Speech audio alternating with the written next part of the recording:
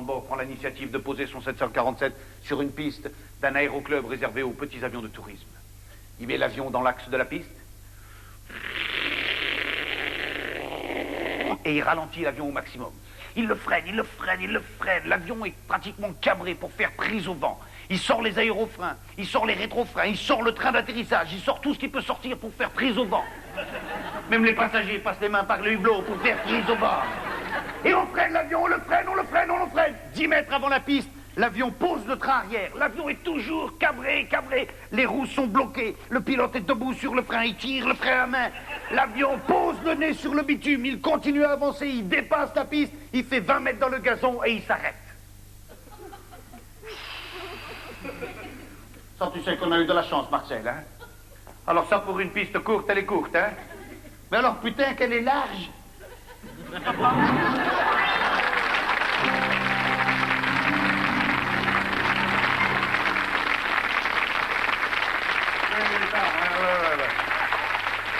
Et puis c'est samedi soir, vous êtes fatigué, il y a un moment de réflexion.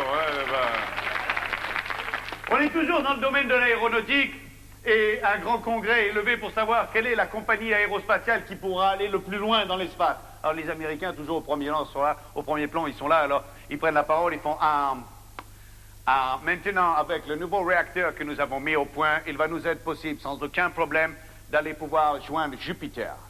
Les autres, oh putain, Jupiter, fortune de quoi, Jupiter. Il y a les Russes qui prennent la parole, qui fait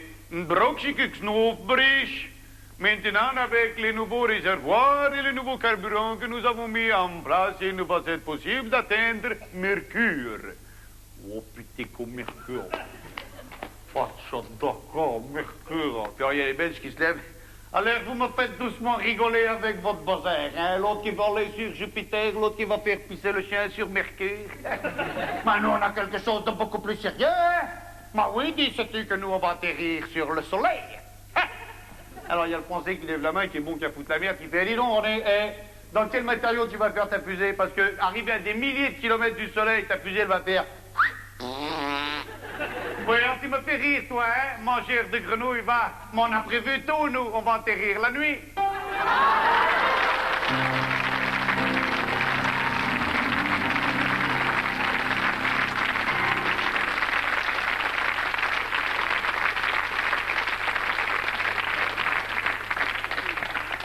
Que je te raconte qu'est-ce qui m'est arrivé la semaine dernière.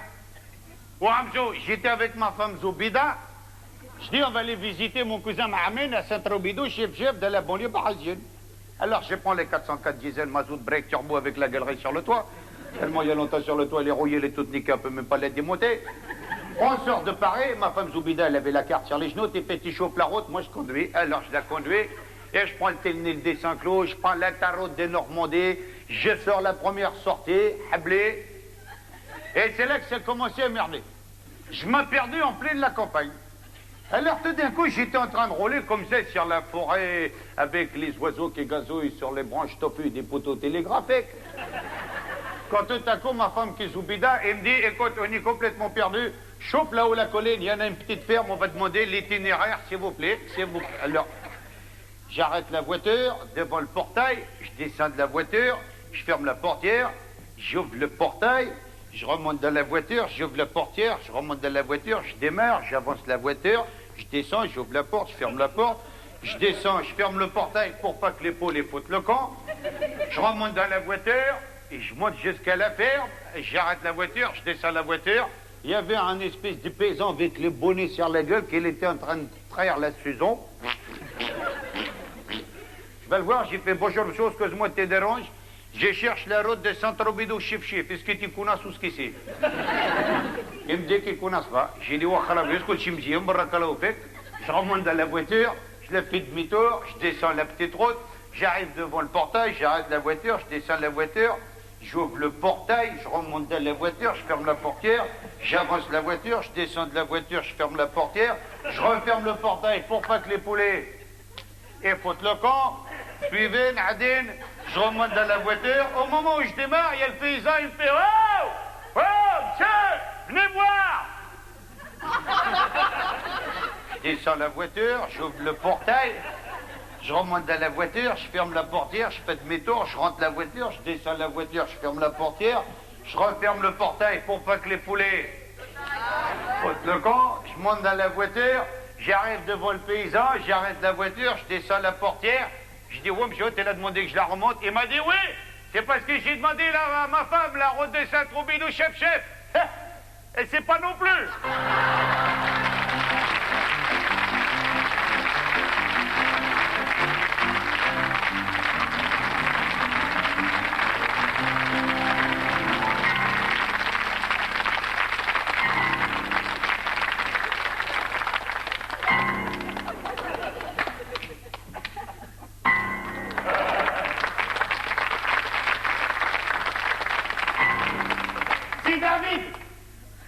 Si David, sur ma vie, les yeux des enfants, la vie tente à Rachel, si je m'en m'attends de Rachel, elle se retourne dans la tombe, hein. Si David, il quitte Bab el-Oued, il monte dans l'autocar, il l'amène dans Paris, et il l'amène au pied de la Tour Eiffel. Il fait la putain, là, comment c'est joli. Sur ma vie, les yeux de Viviane, les yeux des enfants, jamais on m'avait dit que Paris c'était aussi joli. Aïe, aïe, aïe, la vérité. Et il voit que tout le monde monte à la Tour Eiffel. Et moi aussi, je vais monter, je vais monter. Il prend le billet, il fait la queue, il prend l'ascenseur. Directement, il n'a pas peur. Il monte au 3e étage. Arrivé au 3e étage, il fait, mon Dieu, tout est petit. Il se penche par-dessus la balustrade. Et en bas, il voit un petit point noir qui va, qui vient. Il fait, aïe, aïe, aïe, regarde, c'est comme des fourmis. Il descend au 2e étage, il se penche par-dessus la balustrade. Et il voit le point noir qui a grandi un petit peu plus. Mais il va, il vient. Il fait, aïe, aïe, aïe, regarde, c'est la magie, ça. Tu descends, ça monte. Aïe, aïe, aïe, aïe. Il descend au 1er étage, il se penche par-dessus la balustrade et il voit le point noir qui a vraiment grandi et qui va et qui vient et qui va et qui vient. Il fait, ah, la vérité, je veux savoir ce que c'est ça. Hein. Il descend au rez-de-chaussée et il s'aperçoit que le point noir, c'est un flic qui était en train de faire les 100 pas.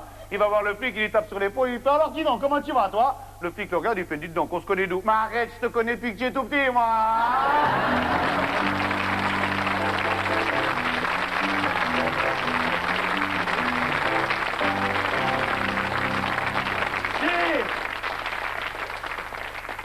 C'est toujours dans cette merveilleuse région que j'affectionne puisqu'elle est la mienne.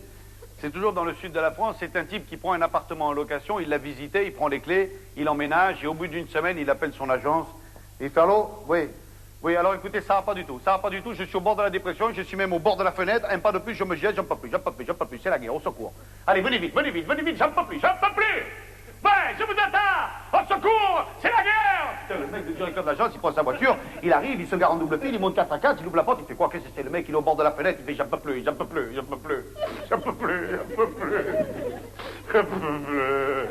Alors, calmez-vous, descendez, voilà. Qu'est-ce qui se passe? Asseyez-vous dans le canapé. Le mec, il va dans la cuisine, il revient de la cuisine avec un morceau de fromage comme ça. Il pose le morceau de fromage sur le tapis, putain, il n'a pas lâché le morceau de fromage. De derrière le fauteuil, il y a un putain de rat. Un rat comme ça, il arrive, il prend le fromage et il se casse. Le mec dans le canapé, il fait wouh! Le mec, il fait attendez, c'est pas fini.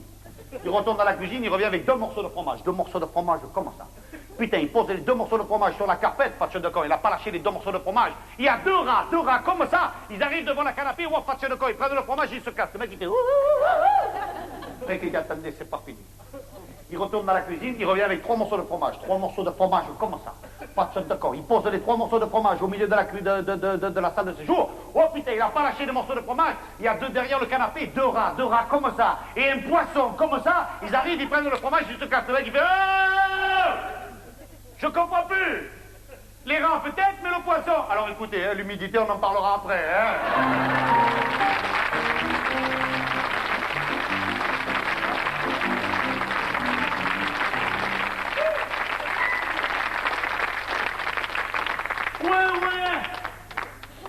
Ouais, de bleu, un matin, il se réveille, puis il met la radio Genève. Vous souhaite le bonjour. Chers auditeurs genevois, bienvenue sur les ondes de Radio Genève. Attention, pour la gymnastique matinale, êtes-vous prêts? Levez, baissez. Levez, baissez. Levez, baissez. Bon, allez, on fait l'autre paupière. Alors, on va un jour. Il décide de passer son permis de conduire, il monte dans la voiture, à côté de lui, il y a l'examinateur qui lui pose la question, qui lui dit « Ouin, ouin, vous êtes dans votre véhicule automobile. Vous partez de Genève, vous allez à Interlaken. Arrivé au col de Lausanne, vous vous apercevez que vous avez oublié vos clés de contact. Que faites-vous? Ouin, ouin.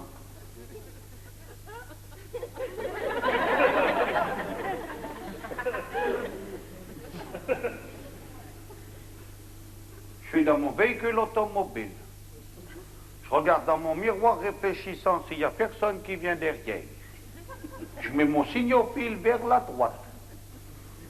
Je garde mon véhicule automobile sur la droite.